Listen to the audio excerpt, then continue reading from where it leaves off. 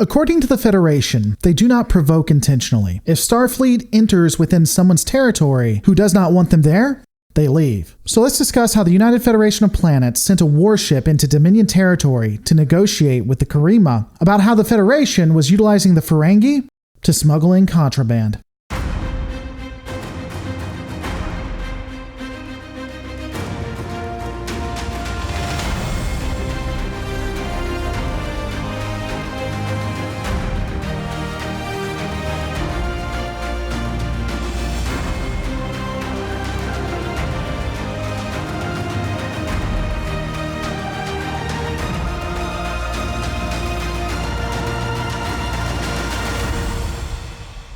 While I generally don't look to outside sources to confirm in-universe information, I had to verify that DS9's Starship Down was actually not meant to be set in the mirror universe. The entire confrontation between Starfleet and the Dominion is bizarre to me. You have Starfleet sending in a warship that is there to ensure that Federation contraband is able to pass through a third party, the Ferengi, to a Dominion client state. The Dominion sends warships to stop the transaction, and the Defiant destroys those ships, and then the Dominion doesn't do anything.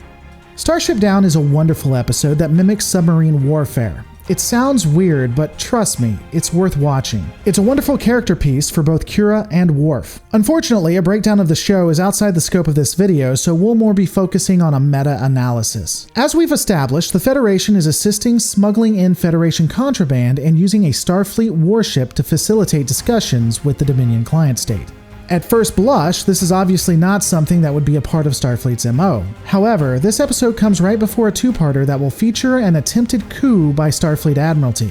I would argue that the slow fade from TNG's pacifistic Starfleet to a militarized Starfleet can begin to be plainly seen here. The shift isn't complete. We will still see vestiges of a TNG mentality when we discuss the Maquis, but again, I would counter that you can finally start to see the truth behind the mask. And if we're all being honest, these actions make sense.